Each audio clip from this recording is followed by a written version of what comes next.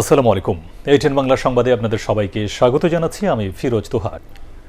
হামলা ও সংঘর্ষের ঘটনায় বরিশাল সদর উপজেলা নির্বাহী কর্মকর্তা মুনিবুর রহমান শোভনের বিরুদ্ধে দায়ের করা দুটি মামলা তদন্ত করে পিবিআইকে আগামী 23 সেপ্টেম্বরের মধ্যে প্রতিবেদন দেওয়ার নির্দেশ দিয়েছে আদালত। সকালে বরিশাল সিটি কর্পোরেশনের প্যানেল মেয়র রফিকুল ইসলাম ও রাজস্ব কর্মকর্তা বাবুল হায়দার মামলা তৈরি করেন। এর আগে সহিংসতার দুই মামলায় 21 জনের জামিন না মঞ্জুর করে কারাগারে পাঠানোর নির্দেশ দিয়েছে আদালত। বরিশাল থেকে হুমায়ুন কবিরের রিপোর্ট জানাচ্ছেন মনির হোসেন তপু। বরিশাল সদর ইউনিয়নের বাসায় তুচ্ছ ঘটনাকে কেন্দ্র করে 18 আগস্ট রাতে পুলিশ ও আনসার সদস্যদের সাথে সংঘর্ষ হয় সিটি কর্পোরেশনের পরিচ্ছন্নতা কর্মীদের। এই ঘটনায় পুলিশ ও প্রশাসনের পক্ষ থেকে দুটি মামলা করা হয়। এই মামলায় বেশ কয়েকজন গ্রেপ্তারও হন। এবার উপজেলা নির্বাহী কর্মকর্তার বিরুদ্ধে আদালতে দুটি মামলার আবেদন করেন সিটি প্যানেল মেয়র ও রাজস্ব কর্মকর্তা। তাদের অভিযোগ, ইউনো মুনিবুর রহমানের নির্দেশেই সেদিন আনসার সদস্যরা গুলি চালায়। তিনি অসৎ উদ্দেশ্যে এবং বরিশালের ভাবমূর্তি ক্ষুণ্ণ করার এবং কারো দ্বারা প্রভাবিত হইয়া সেখানে গুলি চালানোর নির্দেশ দিয়েছে এবং সে আনসারদের ছোড়া শত শত রাউন্ড গুলি আমাদের নেতা কর্মীদের গায়ে বিদ্ধ হয়েছে। এমনকি 3 জনের চোখও তারা একটি করে চোখ তারা চিরদিনের জন্য হারাতে বসেছে। না, এই কারণে আজকে ইউনোকে এখানে হুকুমের আসামি করা হয়েছে এবং যারা গুলি ছুড়েছে সেই আনসারদেরকে আসামি করে মামলা দেওয়া হয়েছে। আমাদের পরিচয় পাওয়ার পরেও তারা আমাদের সাথে প্রথমত খারাপ বিহেভ করে এবং দেন ওই যে মামলার প্রধান আসামি ইউনো মহোদয় বরিশাল সদর উপজেলার মুনিবুর রহমান, ওনার নির্দেশে এট ফার্স্ট আমাদের উপর গুলি করা হয়। আমি সিটি কর্পোরেশনের যেহেতু স্বার্থ এখানে রক্ষা হয় না, আমাদের স্বার্থ অধিকার আদায়ের জন্য এবং একটা সুষ্ঠু সমাধানের জন্য আমি বাদী হয়ে মামলা করছি। আমরা যদি এখানে কোনো প্রতিকার না পাই তবে অবশ্যই আমরা উচ্চ আদালতে এর বিরুদ্ধে আইনি লড়াই করব। আবেদন গ্রহণ করে বিকেলে শুনানির জন্য রেখেছেন অতিরিক্ত chief metropolitan magistrate Masum Billah. এর আগে ইউনোর বাসভবনে হামলা ও সংঘর্ষের ঘটনায় দায়ের করা দুটি মামলায় গ্রেপ্তার 21 আসামির জামিন নামঞ্জুর করেছে আদালত। এদিন আসামিদের কাউকেই আদালতে হাজির করা হয়নি। Bureau report, ATN Bangla. Barishal city কর্পোরেশনের মেয়র সরনিয়াবাদ সাদিক আব্দুল্লাহকে গ্রেফতার সহ বাংলাদেশ অ্যাডমিনিস্ট্রেটিভ সার্ভিস অ্যাসোসিয়েশনের পক্ষে বিপক্ষে মত দিয়েছেন সরকারের দুই প্রভাবশালী মন্ত্রী। স্থানীয় সরকার মন্ত্রী তাজুল ইসলাম পক্ষে বললেও ওই বিবৃতি চট জলদি দেওয়া হয়েছে বলে মনে করেন তথ্য ও সম্প্রচার মন্ত্রী ডক্টর হাসান মাহমুদ। সচিবালয়ে তারা এসব কথা বলেন। মাহবুব কবির চপলের রিপোর্ট। বরিশালে ইউনোর বাসায় হামলার ঘটনা মোড় নিয়েছে অনেকটা রাজনীতিবিদ বনাম আমলার লড়াই হিসেবে। ওই ঘটনার পর এক বিবৃতিতে বরিশালের মেয়র সাদিক আব্দুল্লাহকে এলাকার ত্রাস উল্লেখ করে তাকে গ্রেফতারের দাবি জানানো হয়। সরকারের পক্ষ থেকে এ বিষয়ে সরাসরি কোনো প্রতিক্রিয়া না আসলেও কথা বলেন তথ্য ও সম্প্রচার মন্ত্রী ও স্থানীয় সরকার মন্ত্রী। বরিশালের বিষয়টা একান্তই স্থানীয় এবং সেখানে তড়িৎ আইনগত ব্যবস্থা গ্রহণ করা হয়েছে। তবে বিষয়টি তদন্তাধীন, তদন্তে বেরিয়ে আসবে আসলে কি ঘটনা ঘটেছে। তবে অ্যাসোসিয়েশনের বিবৃতিটা চটজলদি হয়েছে। সংক্ষুব্ধ পক্ষ তো এরকম কথাবার্তা বলতে পারে। সংক্ষুব্ধ পক্ষ তাদের স্বপক্ষ থেকে আপনার আবেগ অথবা তাদের ক্ষোভ বহিঃপ্রকাশ বিভিন্নভাবেই করে। তো সেই এরকম আবেগ এবং ক্ষোভ বহিঃপ্রকাশ হওয়াটা অস্বাভাবিক কিছু না। স্থানীয় সরকার মন্ত্রণালয়ের অধীনে সিটি কর্পোরেশন, এর মধ্যে মন্ত্রণালয় তদন্ত শুরু করেছে বলে জানান মন্ত্রী। মামলা তো যে কারোর বিরুদ্ধে হতে পারে, মামলা হয়েছে এবং মামলা হওয়ার পরে যদি কেউ দোষী হয় সেটা তো আইন অনুযায়ী তার বিরুদ্ধে ব্যবস্থা নেওয়া হবে, যেখানে তদন্ত হবে, তদন্তে আর অভিযোগ যে সমস্ত পক্ষে অথবা যদি কোনো ভুল বুঝাবুঝি সেখানে কারণে যদি ঘটনাটা একটু অতিরঞ্জিত হয়ে থাকে তাহলে সেই ভুল বুঝাবুঝিটা যদি নিরসন হয় তাহলে তো আমার মনে হয় এই বিষয়টা একেবারে নির্দিষ্ট গণ্ডির ভিতরে চলে আসবে। তারা মনে করেন দেশকে এগিয়ে নিতে রাজনীতিবিদ ও আমলাদের একসাথে কাজ করতে হবে। ইতিপূর্বে অনেক মেয়রের বিরুদ্ধে মামলা হয়েছে। মাহবুব কবির চপল, এটিএন বাংলা, ঢাকা। একদিনের ব্যবধানে দেশে বাড়ল করোনা ভাইরাসে মৃতের সংখ্যা। সবশেষ একদিনে 139 জনের মৃত্যু হয়েছে। এ নিয়ে মৃতের সংখ্যা বেড়ে দাঁড়ালো 25,282 জনে। এর মধ্যে ঢাকা বিভাগে সর্বোচ্চ 38 জনের মৃত্যু হয়েছে। এছাড়া চট্টগ্রাম বিভাগে মারা গেছেন 31 জন। মৃতদের মধ্যে 106 জনের বয়স 50 বছরের বেশি। স্বাস্থ্য অধিদপ্তরের সংবাদ বিজ্ঞপ্তিতে জানানো হয়, সবশেষ 24 ঘন্টায় 31,689টি নমুনা পরীক্ষায় 4,804 জনের করোনা শনাক্ত হয়েছে। শনাক্তের হার 15.16%। এর মধ্যে শুধু ঢাকাতেই 2,835 জনের শনাক্ত হয়েছে। নতুন করে সুস্থ হয়েছেন 8,453 জন। সুস্থতার হার 93.93% উপরে।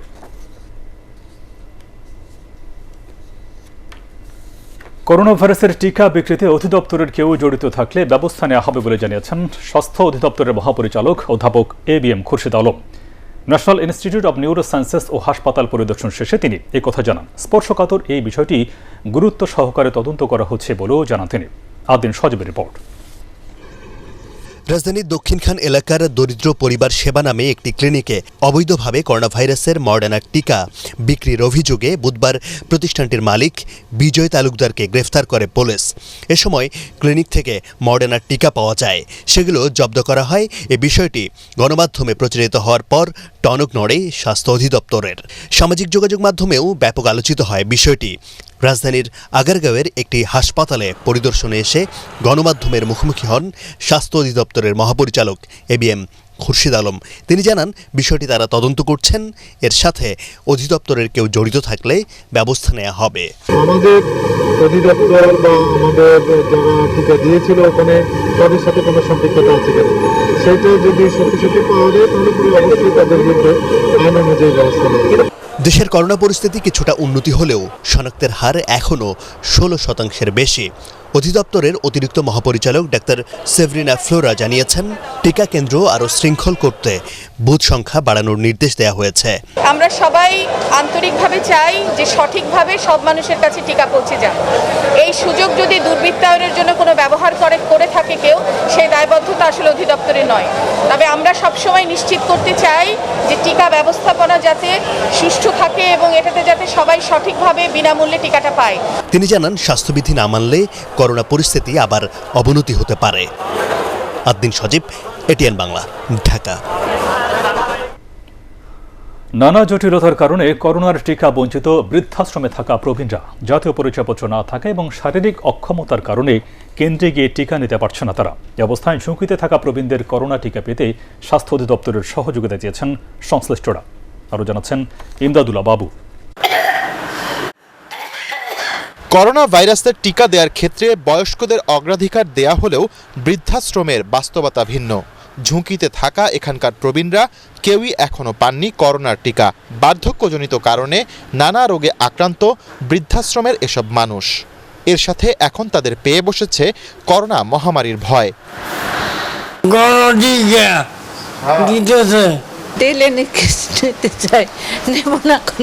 রাজধানীর কয়েকটি বৃদ্ধাশ্রমে খবর নিয়ে জানা গেছে, ঠিকানাবিহীন প্রবীণদের অনেকেরই নেই জাতীয় পরিচয়পত্র। বাসা নাই, আমার কেউ নাই। যদি করোনার টিকা তোমরা দিতে চাও তাহলে আমার এইখানেই থেকেই দিয়ে যাও। চিকিৎসকরা বলছেন, বৃদ্ধাশ্রমে প্রবীণদের করোনা সংক্রমণ ঝুঁকি সবচেয়ে বেশি, তাই দ্রুত তাদের টিকা দেওয়া জরুরি।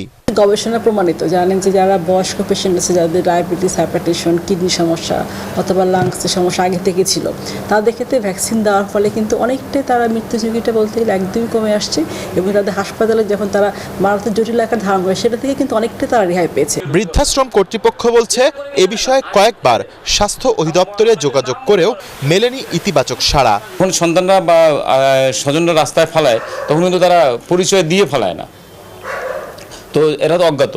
আমাদের কাছে এমন বাবা মা আছে যে নামই কোনোদিন নামও বলবে না, সে বলতেই পারে না, সে মানসিকভাবে এতই ভারসাম্যহীন। ভ্যাকসিনের জন্য অনেক জায়গায় আবেদন করছি, অনেকের সাথে যোগাযোগ করছি, উদ্যোগী কর্মকর্তা যারা আছে তাদের সাথেও কথা বলছি। তাদের যে প্রক্রিয়াটা সেটা হলো ভোটার আইডি কার্ড দাও বা পরিচয়পত্র দাও। তো আমার বাবা মার তো ভোটার আইডি কার্ড নাই। তবে স্বাস্থ্য অধিদপ্তর বলছে, বৃদ্ধাশ্রম কর্তৃপক্ষ লিখিতভাবে আবেদন করলে প্রবীণদের টিকা দেওয়ার ব্যাপারে পদক্ষেপ নেওয়া হবে। ভ্যাকসিনের যে কমিটি আছে ওনাদেরকে আপনারা লিখিতভাবে জানাতে হবে যে এই সমস্যাগুলো এরকম, যে তাদের এই প্রবলেম, তখন তারা একটা মিটিং করে সিদ্ধান্ত দিবেন। পরিসংখ্যান ব্যুরোর হিসেবে দেশে 70 বৃদ্ধের সংখ্যা 1 কোটিরও বেশি। বাংলাদেশে মোট জনসংখ্যার প্রায় 8% 60 বছরের বেশি বয়স্ক, যাদের বেশিরভাগই চলতে ফিরতে অক্ষম। এমন মানুষদের জন্য করোনা টিকা কেন্দ্রে গিয়ে নেওয়া সম্ভব নয়। সেক্ষেত্রে বাড়ি বাড়ি গিয়ে এমন বয়সীদের চিহ্নিত করে টিকা দেওয়া যায় কিনা সেই বিষয়টি এখন ভাববার সময় এসেছে। ইমদাদুল্লাহ বাবু, এটিএন বাংলা, ঢাকা। করোনা এবং লকডাউনের কারণে স্থগিত হওয়া সংসদ ও স্থানীয় নির্বাচনে শিগগিরই ভোট নেওয়া হবে। নির্বাচন কমিশনার রফিকুল ইসলাম জানিয়েছেন, আগামী 5 মাসের মধ্যে মেয়াদোত্তীর্ণ সব নির্বাচন শেষ করার প্রস্তুতি নেওয়া হচ্ছে। আগামী বছরের জানুয়ারির মধ্যে নারায়ণগঞ্জ সিটি কর্পোরেশন নির্বাচনে ভোট হবে বলেও জানান তিনি। ইকরামুল হক সাইমের রিপোর্ট। করোনা ও লকডাউনের মধ্যেই জুনে ভোটের আয়োজন করে পরে পিছু হটে নির্বাচন কমিশন। প্রথম দফার 163টি ইউনিয়ন পরিষদ ও 9 পৌরসভার নির্বাচন স্থগিত করা হয়। এছাড়া আদালতের নির্দেশে স্থগিত হয় সংসদের সিলেট 3 আসনের উপনির্বাচন। এরই মধ্যে প্রায় সব ইউপির মেয়াদ শেষ হয়েছে। সংসদ সদস্যের মৃত্যুতে শূন্য হয়েছে কুমিল্লা 7 আসন। করোনা পরিস্থিতির উন্নতি হওয়া এসব নির্বাচনে ভোট গ্রহণের প্রস্তুতি নিচ্ছে ইসি। সিলেটের একটা নির্বাচন, সেই নির্বাচনটা স্থগিত আছে, সেটা আমরা সম্ভবত যত শীঘ্র পারি করার জন্য আমরা উদ্যোগ নেব। এছাড়া বেশিরভাগ ইউনিয়ন পরিষদের নির্বাচনের সময় অতিক্রান্ত হয়ে গেছে, মানে মেয়াদের সময় মেয়াদকাল অতিক্রান্ত হয়ে গেছে। আমরা ইউনিয়ন পরিষদের নির্বাচন যেটা ছিল আমরা শুরু করতে পেরেছিলাম, এতে এটা ধাপ যদি কমানোর প্রয়োজন মনে করি তাহলে পরে অর্থাৎ যদি কমিশন যদি মনে করে তাহলে পরে আমরা ধাপ কমাবো। আর যদি দেখা যায় যে না, ধাপ না কমে আমাদের এই সময়ের মধ্যে আমরা ম্যানেজ করতে পারবো তাহলে পরে করে ফেলবো। একই সঙ্গে হতেছে জেলা পরিষদের নির্বাচনগুলো হতেছে আমাদের জন্য অলরেডি মেয়াদ উত্তীর্ণ হয়ে যাবে, সেগুলো করার জন্য আমরা উদ্যোগ নেব। আগামী বছরের ফেব্রুয়ারিতে মেয়াদ শেষ হচ্ছে বর্তমান নির্বাচন কমিশনের। নির্বাচন কমিশনার রফিকুল ইসলাম জানান, বর্তমান ইসির অধীনেই নারায়ণগঞ্জ সিটি নির্বাচনেরও ক্ষণ গণনা শুরু হয়েছে। জানুয়ারি মাসের কোনো 1 তারিখে তাদের শপথ গ্রহণ হয়েছিল। এই শপথ গ্রহণের তারিখ থেকে হতেছে 5 বছর পিছন দিকে এসে হতেছে কাউন্টডাউন শুরু হয়ে যায়। আমরা যেহেতু সমাপ্ত হয়ে যাবে তাদের মেয়াদ, আমরাকে ওই নির্বাচনটা করে দিতে হবে। করোনায় ঝুলে থাকা ও মেয়াদ শেষ হওয়া বিভিন্ন পর্যায়ের নির্বাচনের সময়সূচি ঠিক করতে সোমবার বৈঠকে বসবে কমিশন। ইকরামুল হক সায়েম, এটিএন বাংলা, ঢাকা। গাজীপুর রেললাইন এবং যশোর খুলনা সড়ক নির্মাণ প্রকল্প নির্ধারিত সময়ে শেষ না হয় ক্ষোভ প্রকাশ করেছেন সড়ক পরিবহন ও সেতুমন্ত্রী ওবায়দুল কাদের। কাজের ধীরগতির কারণে প্রয়োজন হলে প্রকল্প পরিচালকদের পরিবর্তনের নির্দেশ দেন তিনি। রাজধানীতে এলিঙ্গা থেকে রংপুর 4 লেন সড়ক প্রকল্পের 2য় ধাপের চুক্তি স্বাক্ষর অনুষ্ঠানে তিনি এই নির্দেশ দেন। এ সময় ড্রাইভিং লাইসেন্স বিতরণে বিআরটিএ-কে সব ধরনের জটিলতা নিরসনের কথাও বলেন ওবায়দুল কাদের। গাজীপুর থেকে এলিঙ্গা আর কতদিন লাগবে সড়ক শেষ? কেন বিলম্ব? এটা তো এতদিন শেষ না হওয়ার কথা নয়। যে প্রকল্প পরিচালক পারবে না তাকে চেঞ্জ করুন। আর একটা প্রজেক্ট এখানে গাজীপুরের মানুষের ভোগান্তি, উত্তরবঙ্গের গেটওয়ে, একটা বিআরটি নিয়ে এটা একটা গলার কাটা হয়ে পড়েছে। রাষ্ট্র ক্ষমতায় পরিবর্তন আনতে গণ অভ্যুত্থানের কোনো বিকল্প নেই বলে মন্তব্য করেছেন বিএনপি মহাসচিব মির্জা ফখরুল ইসলাম আলমগীর। এজন্য সবাইকে রাজপথে নামার আহ্বান জানান তিনি। জাতীয় প্রেস ক্লাবে এই আলোচনা সভায় দীর্ঘদিন পর প্রকাশ্যে বক্তব্য রাখেন জামায়াতের সেক্রেটারি জেনারেল মিয়া গোলাম পরওয়ার। তিনি অভিযোগ করেন, সরকার এখন পুরোপুরি প্রশাসনের হাতে বন্দী। মইনুল হাসানের রিপোর্ট। আমি যখনই কারাবন্দী সাংবাদিক নেতা রুহুল আমিন গাজীর মুক্তির দাবিতে সমাবেশে দীর্ঘদিন পর বিএনপি ও জামাতের শীর্ষ নেতাদের এক মঞ্চে দেখা গেল। সম্পূর্ণভাবে বিএনপি মহাসচিব মির্জা ফখরুল ইসলাম আলমগীর নানা ইস্যুতে সরকারের সমালোচনা করে বলেন, দেশবাসী এখন রাষ্ট্র ক্ষমতায় পরিবর্তন চায়। জনগণের সঙ্গে তাদের কোনো সম্পর্ক নেই। যারা জনগণের বিরুদ্ধে অবস্থান নিয়েছে, যারা স্বাধীনতার বিরুদ্ধে অবস্থান নিয়েছে, যারা আজকে সংবিধানের বিরুদ্ধে অবস্থান নিয়েছে, তারা আজকে এই দেশকে সত্যিকার অর্থেই একটা ব্যর্থ রাষ্ট্রে পরিণত করতে চায়। অভ্যুত্থান, জনগণকে সঙ্গে নিয়ে উঠে আসা, এটা ছাড়া কোনো বিকল্প নেই। জামায়াতের সেক্রেটারি জেনারেল মিয়া গোলাম পরওয়ার ও নাগরিক ঐক্যের আহ্বায়ক মাহমুদুর রহমান মান্না বলেন, সরকারের পায়ের নিচে মাটি নেই বলে প্রশাসন সহ সব ক্ষেত্রে এখন চরম বিশৃঙ্খলা দেখা দিয়েছে। মৌলানা সাইদির মতো নিরপরাধ মানুষ, বেগম জিয়ার মতো দেশনেত্রীকে মিথ্যা মামলা দিয়ে অবরুদ্ধ করে রাখবেন? কোন আইনে দিয়েছেন? তাদের বিরুদ্ধে যে অভিযোগগুলো করেছেন প্রত্যেকটি আইন হচ্ছে মিথ্যা। যাদেরকে দিয়ে মামলা করিয়েছেন রাষ্ট্র এবং সরকার, তাদেরকে খারাপ পথ আপনি শিখিয়েছেন। একদিন এই তরবারি, এই অস্ত্র আপনার বিরুদ্ধে কাজে লাগাবে। যে যেরকম করে পারেন লড়াইটা ছাড়বেন না। খুব যে বেশি দিন লাগবে এরকম বোধ হয় না। এই সরকার পতনের আগে সারা দুনিয়াতে যেরকম জ্বরে কাঁপতে থাকে অথবা কোনো জ্বর ছাড়াও কাঁপতে থাকে, এরা এরকম কাঁপতে শুরু করেছে।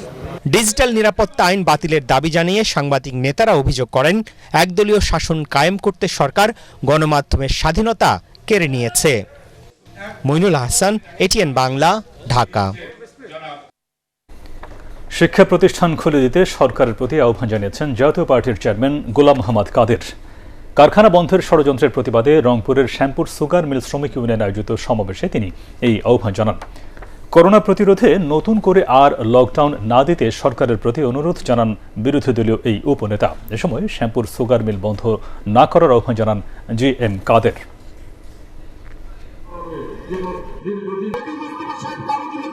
আর ভবিষ্যতে যে কোনো পরিস্থিতিতেই আর লকডাউন যেন না দেওয়া হয়। আরেকটি কথা আমি বলেছি, যেটা হলো স্কুল কলেজগুলোকে খুলে দেন আল্লাহর রাস্তে। স্কুল কলেজ ছাড়া আপনি ঘরে বসে অনলাইনে বা যেখানেই বলেন শিক্ষা সমাপ্ত হয় না, শিক্ষা পরিপূর্ণ হয় না। গৃহকর্মী নির্যাতনের মামলায় চিত্রনায়িকা একার জামিন মঞ্জুর করেছে আদালত, ফলে তার মুক্তিতে আর কোনো বাধা নেই। আজ ঢাকা মহানগর হাকিম মামুনুর রশিদের আদালতে তার আইনজীবী জামিনের আবেদন করেন। পরে শুনানি শেষে বিচারক জামিন মঞ্জুর করেন। এর আগে গত 10 আগস্ট মাদক মামলায় চিত্রনায়িকা একার জামিন আবেদন মঞ্জুর করেন ঢাকা মহানগর হাকিম আতিকুর রহমান। 31 জুলাই একার বিরুদ্ধে হাতিরঝিল থানায় 2টি মামলা দায়ের করা হয়।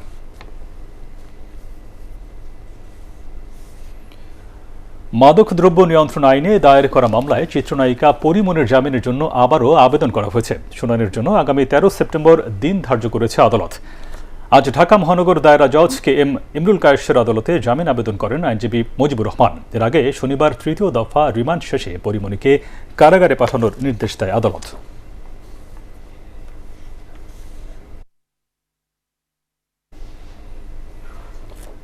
জাল টাকা উদ্ধারের ঘটনায় দায়ের করা মামলায় যুব মহিলা লীগের বহিষ্কৃত নেত্রী শামিমা নূর পাপিয়া ও তার স্বামী মুফিজুর রহমান সুমন সহ 4 জনের বিরুদ্ধে অভিযোগ গঠন করেছে আদালত। অভিযোগ গঠনের ফলে মামলার আনুষ্ঠানিক বিচার শুরু হলো। আজ ঢাকা মহানগর হাকিম আদালতের অতিরিক্ত বিচারক হাসিবুল হক তাদের বিরুদ্ধে অভিযোগ গঠন করেন। একই সাথে মামলার সাক্ষ্য গ্রহণের জন্য আগামী 13 অক্টোবর দিন ধার্য করে আদালত। মামলার অন্য আসামিরা হলেন সাব্বির খন্দকার ও শেখ তাইবা নূর। গত বছরের 29 নভেম্বর বিমানবন্দর থানায় বিশেষ ক্ষমতা আইনের মামলায় পাপিয়া সহ 4 জনের বিরুদ্ধে চার্জশিট দেয় পুলিশ। পোশাক শিল্পের অন্যতম কাঁচামাল সুতা ও তুলার দাম বেড়েই চলেছে। করোনা মহামারীর মধ্যে গত 9 মাসে সুতার দাম বেড়েছে 37 ভাগ আর তুলার 47 ভাগ। এতে বাড়ছে পোশাকের উৎপাদন ব্যয়। এই অবস্থায় কাঁচামালের মূল্য সমন্বয় করে বিদেশি ক্রেতাদের সাথে পণ্যের দর কষাকষির পরামর্শ দিয়েছেন বিশ্লেষকরা।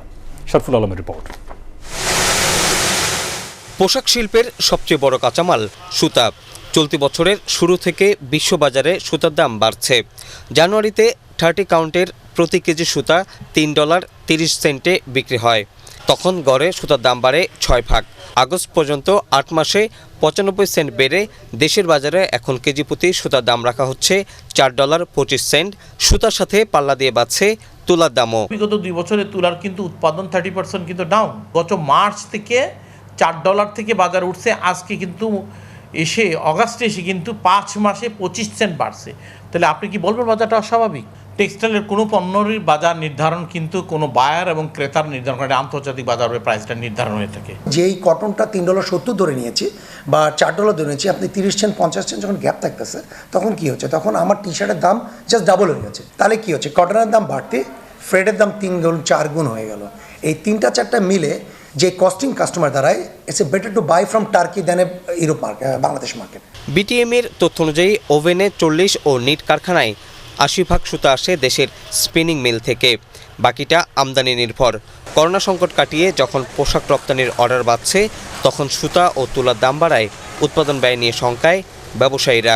আন্তর্জাতিক বাজারে দর কষাকষি করতে হবে, বিক্রেতা যারা কিনেন অন্যান্য পোশাক রপ্তানিকারক দেশের সাথে একত্র হয়ে যারা পোশাক আমদানি করে তাদের সাথে যৌথভাবে চাপ দেওয়া দরকার। যেখানে দাম বেড়েছে তোমরাই তো জানো, তো সুতরাং তাদের যেটা কিনবে সেইটাও বেশি দামে তাদের কেনা উচিত। মূল্য নিয়ন্ত্রণে স্থানীয় বাজারে যুক্তরাষ্ট্রের তুলার দামকে ভিত্তি করে সাময়িকভাবে তুলা ও সুতার সর্বোচ্চ দাম নির্ধারণ করেছে এই খাতের 3 ব্যবসায়ী সমিতি। শরফুল আলম, এটিএন বাংলা, ঢাকা।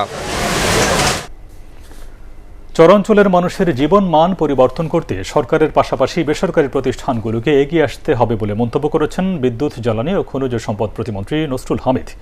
বেসরকারি একটি প্রতিষ্ঠান আয়োজিত অনলাইন আলোচনায় ভোক্তারা বলেন সোলার বিদ্যুতের মাধ্যমে এগিয়ে যাবে প্রত্যন্ত অঞ্চলের মানুষের জীবনযাত্রা, ভাগ্য পরিবর্তন হবে আগামী প্রজন্মের। এ সময় কুড়িগ্রামে একটি সোলার ভিলেজ উদ্বোধন করেন মন্ত্রী।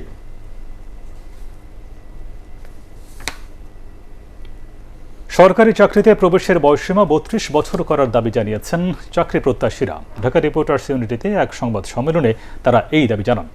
এ সময় করোনাকালে বয়সসীমা চলে যাওয়ায় চাকরি প্রত্যাশীদের যে ক্ষতি হয়েছে তা পুষিয়ে নিতে স্থায়ীভাবে সরকারি চাকরিতে প্রবেশের বয়স ৩২ বছর করার উপর জোর দেন তারা। আমরা যারা লেখাপড়া শেষ করেছি অনার্সে, যাদের বয়স ছিল 26 তাদের এখন 28 হয়ে গেছে। তো স্থায়ীভাবে যদি সমাধান না হয় আসলে এটা সলিউশন হয় না। ব্যাকডেট দিয়ে হয়তো একটা নির্দিষ্ট পার্সেন্টেজকে হয়তো সুবিধা দিতে পারবে, সমগ্র ছাত্র সমাজকে আসলে ব্যাকডেট দিয়ে কোনোদিন সমাধান দেওয়া সম্ভব নয়। ফরিদপুরের সার্বিক বন্যা পরিস্থিতির অবনতি হয়েছে। গোয়ালন্দ পয়েন্টে পদ্মা নদীর পানি বিপদসীমার 49 সেন্টিমিটার উপর দিয়ে প্রবাহিত হচ্ছে। এতে ফরিদপুর সদর উপজেলার 3টি ইউনিয়নে পানিবন্দী পরিবারের সংখ্যা বাড়ছে। পানি বাড়ায় দেখা দিয়েছে ভাঙন। সিরাজগঞ্জের যমুনা নদীর পানি আরও বৃদ্ধি পেয়ে বিপদসীমা এখন ছুঁই ছুঁই। সবশেষ 24 ঘন্টায় যমুনা নদীর পানি 12 সেন্টিমিটার বৃদ্ধি পেয়েছে। জেলার চরাঞ্চল ও নিম্নাঞ্চলে নতুন নতুন এলাকা প্লাবিত হচ্ছে। বসতবাড়ি, রাস্তাঘাট ও ফসলি জমিতে পানি ওঠায় বিপাকে বন্যা কবলিতরা। অনেকেই বসতবাড়ি রেখে অন্যত্র আশ্রয় নিতে শুরু করেছেন। বন্যা কবলিত এলাকায় এখনও শুরু হয়নি ত্রাণ তৎপরতা। উজানের ঢলে কুড়িগ্রামে ধরলা নদীর পানি বৃদ্ধি পেয়ে সেতু পয়েন্টে বিপদসীমার 7 সেন্টিমিটার উপর দিয়ে প্রবাহিত হচ্ছে। পানি বৃদ্ধি অব্যাহত রয়েছে তিস্তা, ব্রহ্মপুত্র এবং দুধকুমার সহ জেলার সব নদীতে। এদিকে নাটোরের লালপুরে বন্যা পরিস্থিতি অপরিবর্তিত রয়েছে। লালপুর সদর, বিলমারিয়া এবং ঈশ্বরদী ইউনিয়নের চর ও নিম্নাঞ্চলে অনেকেই নিরাপদ আশ্রয়ে চলে যাচ্ছেন। কথাসাহিত্যিক অধ্যাপক হাসান আজিজুল হকের চিকিৎসায় 5 সদস্যের মেডিকেল বোর্ড গঠন করা হয়েছে। বঙ্গবন্ধু শেখ মুজিব মেডিকেল বিশ্ববিদ্যালয়ের উপাচার্য ডক্টর শরফুদ্দিন আহমেদ এই তথ্য নিশ্চিত করেছেন। এই হাসপাতালে বর্তমানে চিকিৎসাধীন রয়েছেন হাসান আজিজুল হক। উন্নত চিকিৎসার জন্য শনিবার রাতে তাকে বিএসএমএমইউতে ভর্তি করা হয়। নিউমোনিয়া থাকায় সাসপেক্টেড কোভিড জোনের 220 নম্বর কেবিনে ভর্তি করা হয়েছে অধ্যাপক হাসান আজিজুল হককে। সকালে তার সিটি স্ক্যান করা হবে। এবারে আল আরাফা ইসলামী ব্যাংক অর্থ সংবাদ।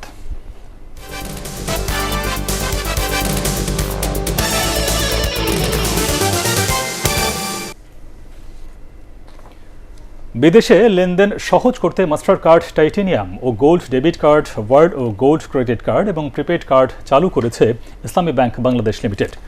অনুষ্ঠানে প্রধান অতিথি ছিলেন পরিকল্পনামন্ত্রী এম এ মান্নান। বিশেষ অতিথি ছিলেন বাংলাদেশ ব্যাংকের ডেপুটি গভর্নর আহমেদ জামাল এবং বাংলাদেশ ইসলামিক ব্যাংক সমূহের সেন্ট্রাল শরিয়া board chairman doctor Giasuddin Talukdar, ব্যাংকের ব্যবস্থাপনা পরিচালক ও প্রধান নির্বাহী মনিরুল মাওলা, মাস্টার কার্ডের সাউথ এশিয়ার সিওও বিকাশ ভার্মা, মাস্টার কার্ড বাংলাদেশের কান্ট্রি ম্যানেজার সৈয়দ মোহাম্মদ কামাল এ সময় উপস্থিত ছিলেন। চট্টগ্রামে অনুষ্ঠিত হল বেস্ট বিউটি এক্সপার্ট প্রতিযোগিতা ও আন্তর্জাতিক ফ্রি ওয়ার্কশপের প্রস্তুতিমূলক সভা। বিভাগের বিভিন্ন এলাকা থেকে আসা বিউটিশিয়ানরা এতে অংশ নেন। প্রধান অতিথি ছিলেন প্রতিযোগিতার চেয়ারম্যান তুর্য নাসির। সমন্বয় করেন হৃদয় সরকার। সংশ্লিষ্টরা জানান, এই শিল্পের সাথে জড়িতদের প্রতিভা বিকাশ এবং তাদের স্বাবলম্বী করে তুলতে এই ধরনের আয়োজন বিশেষ ভূমিকা রাখবে।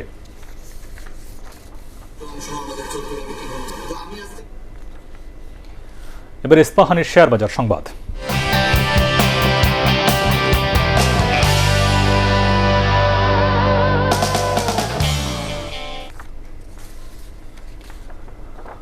অতীতের সব রেকর্ড ভেঙে সর্বোচ্চ স্থানে উঠেছে ঢাকা স্টক এক্সচেঞ্জের সূচক। প্রধান মূল্য সূচক ডিএসইএক্স 81 পয়েন্ট বেড়ে ৬,৮৪২ পয়েন্ট অতিক্রম করেছে, যা 2013 সালের 27 জানুয়ারি সূচকটি চালু হওয়ার পর সর্বোচ্চ অবস্থান। এছাড়া সরিয়া সূচক 18, সূচক 28 পয়েন্ট বেড়েছে। দিন শেষে লেনদেন হয় 2,706 কোটি 31 লাখ টাকার শেয়ার ও মিউচুয়াল ফান্ডের ইউনিট। লেনদেন হওয়া ৩৭৬টি প্রতিষ্ঠানের মধ্যে দাম বেড়েছে ২৪৭টি, কমেছে ৯৬টি এবং অপরিবর্তিত রয়েছে ৩৩টি কোম্পানির শেয়ারের দাম। এদিকে চট্টগ্রাম স্টক এক্সচেঞ্জে লেনদেন হয়েছে ১০০ কোটি ৮ লাখ টাকার শেয়ার। হাতবদল হওয়া ৩২৪টি প্রতিষ্ঠানের মধ্যে দর বেড়েছে ২১৮টি, কমেছে ৮৩টি এবং অপরিবর্তিত রয়েছে ২৩টি কোম্পানির শেয়ার দর। এবারে পার্টেক্স খেলার খবর।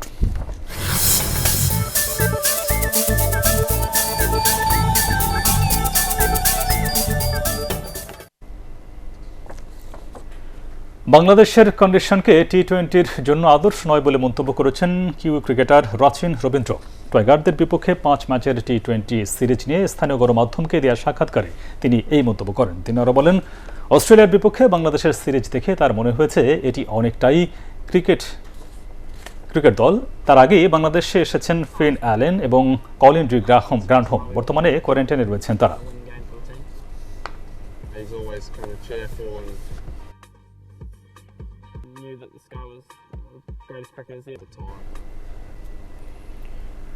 রাজধানীতে অনুষ্ঠিত হল বাংলাদেশের মহিলা ক্রিকেটের বর্তমান, বিবর্তন ও সাফল্য নিয়ে প্রথম গ্রন্থ মেয়েরাও পারের মোড়ক উন্মোচন। ঢাকা ক্লাবে সাবেক নারী ক্রিকেটার মনোয়ার আনিস খান মিনুর গ্রন্থনায় প্রকাশিত এই গ্রন্থের মোড়ক উন্মোচন এবং প্রকাশনা উৎসবে সাবেক বিসিবি সভাপতি সাবের হোসেন চৌধুরী, বিসিবির সাবেক সাধারণ সম্পাদক সৈয়দ আশরাফুল হক, বিওএ মহাসচিব সৈয়দ শাহেদ রেজা উপস্থিত ছিলেন।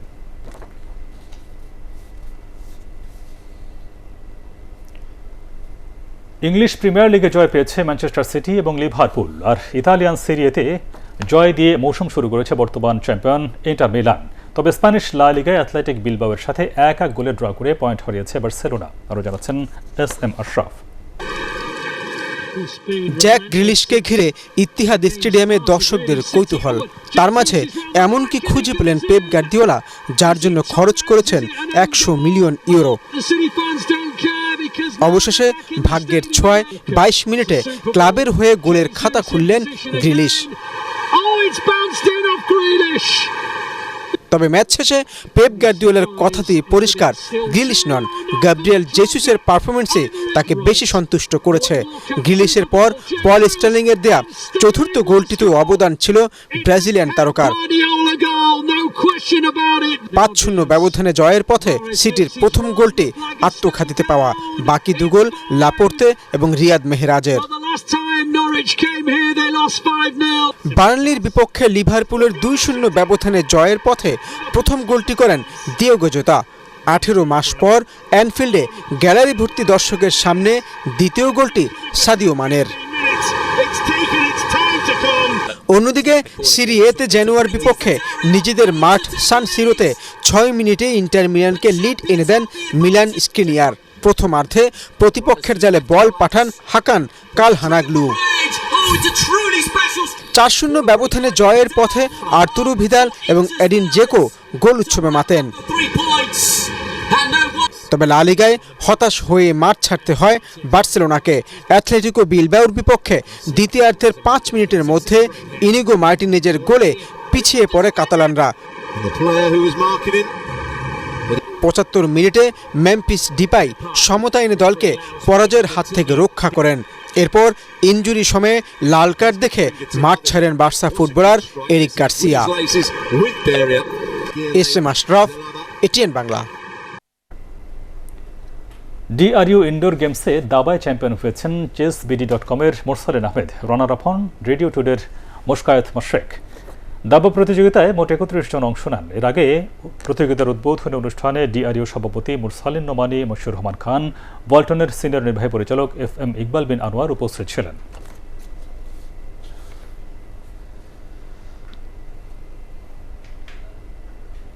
আর এই ছিল এখনকার মতো। রইল পরবর্তী সংবাদ দেখবার আমন্ত্রণ। দর্শক, করোনা ভাইরাসের সংক্রমণ থেকে নিজেকে এবং অন্যকে সুরক্ষিত রাখতে অবশ্যই মাস্ক পরুন, বারবার হাত পরিষ্কার করুন। আর এটিএন বাংলা সংবাদ ইউটিউবে দেখতে ব্রাউজ করুন, youtube/8nbangla news। ধন্যবাদ সবাইকে।